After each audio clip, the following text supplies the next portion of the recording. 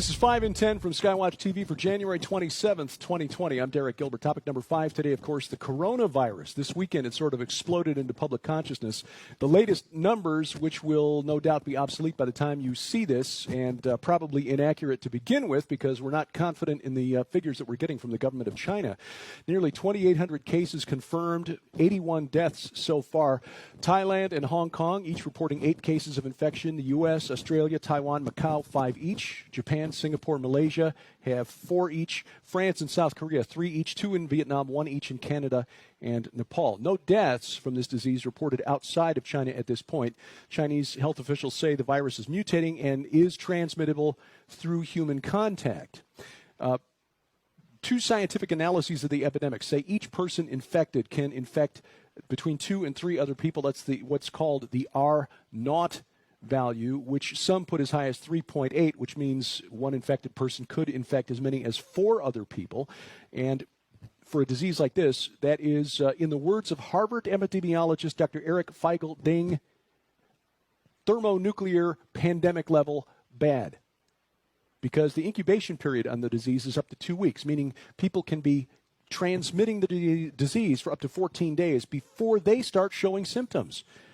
The mayor of Wuhan, China, over the weekend confessed that his team had not released information about the situation in a timely manner. He hinted that he had not been given permission to do so. He also disclosed over the weekend that up to 5 million people in Wuhan left the city before it was put on lockdown last Thursday. According to one simulation run less than 3 months ago, things could get much, much worse. Eric Toner, who's a scientist at the Johns Hopkins Center for Health Security, ran a simulation of a global pandemic involving the same type of virus, a coronavirus. The simulation said that nearly every country in the world would have this virus within 6 months. The simulation showed flights canceled and travel bookings falling by 45%, which obviously has economic implications, stocks, fuel prices, just the ability to transport goods and services. And, of course, this is made worse by people disseminating false information on social media. There's a lot of bad information out there. Global GDP, according to this simulation, fell by 11%, stock markets falling 20 to 40%. In other words, a disease like this has more implications than just health of you and your family. This could send the world into a global depression. The bottom line, Toner's simulation predicted that a virus like this could lead to 65 million deaths within 18 months. File that number away for a moment. We're going to come back to it. Topic number 4, how did all of this begin? So far, most of the stories dealing with the beginning, the origin of this Wuhan coronavirus, point to the seafood market in Wuhan. What's really more of what's called a wet market, where a wide variety of animals, including wildlife, are sold as food. And some of these animals have been responsible for outbreaks in this past, like a previous SARS outbreak that was traced to civets, which is a mammal that about the size of a cat, that nocturnal mammal that is known as a reservoir for this type of coronavirus. The assumption has been challenged, however, that it began at this seafood market or wet market by a report in the British medical journal The Lancet. The paper, which was written by a large group of Chinese researchers, said that the earliest case, so patient 0, patient 1, became ill on December 1st, which was earlier than had previously been reported. But this patient had no reported link to this particular food market. In total, 13 of the 41 earliest cases had no link to the marketplace either. And the data in the Lancet's paper also raises questions about the accuracy of the data originally reported by the government of China, which brings us to this data point. Last August 7th to be exact, I reported this.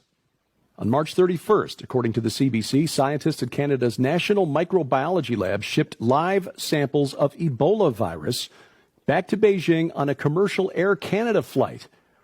Now, bear in mind, Ebola is a level 4 pathogen, one of the most dangerous in the world. And that means it's supposed to be handled with the highest level of biosafety control.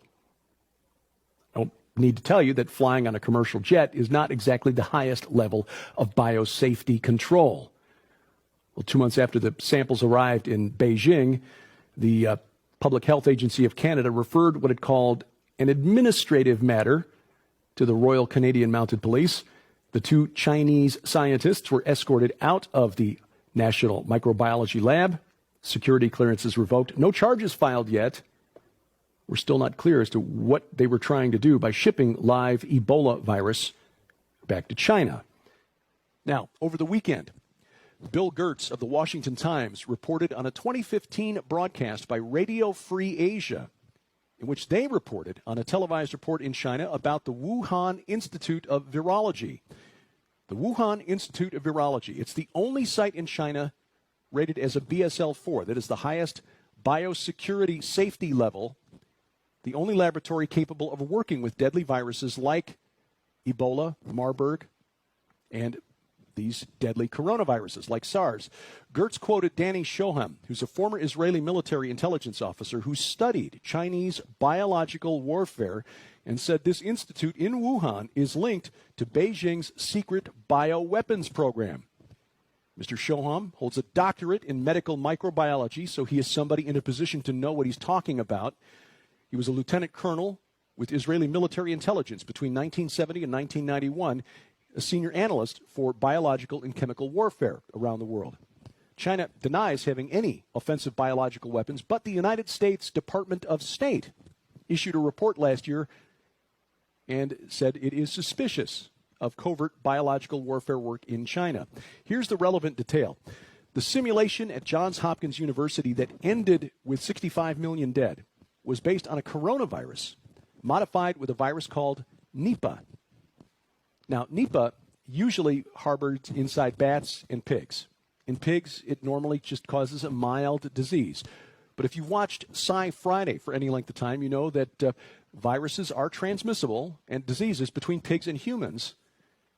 Not often, but it can happen. She's been watching avian flu, H5N1, H5N2, and it's spread through China. China also dealing currently with an outbreak of a hemorrhagic fever in pigs.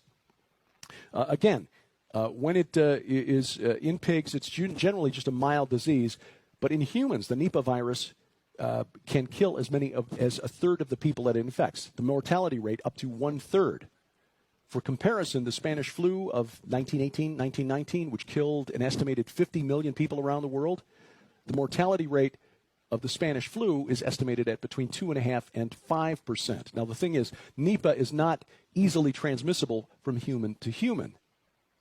But again, the simulation run by Eric Toner at Johns Hopkins postulated or based it on a hypothetical coronavirus modified with the Nipah virus. Now, what I didn't mention in August of last year, because to be honest, I had never heard of it before, was that there was a second sample of live virus that was shipped from Winnipeg, Canada's National Microbiology Laboratory, to Beijing. Besides Ebola, the other sample of live virus was Nipah. Now, does this mean that the Wuhan laboratory is responsible for it? We don't know. We don't know. But when you put these puzzle pieces together, that live virus was sent back to Beijing, that Beijing is suspected of working on a bioweapons program, which would have been conducted at this laboratory in Wuhan, which is ground zero for this current coronavirus outbreak, the picture begins to look somewhat disturbing. Now, we can't go beyond speculating, and we won't do that here just to get clicks. But this is what we know. This is what can be documented from credible open source intel, news sources available online for anybody who wants to look, and using a little discernment and relying on people like Sharon who have a background in molecular biology and understand the science of what's going on here. Time to panic? No. But be prepared. Masks, water, medical supplies, always a good idea to have at home because you never know. If it's not this, it may be something else.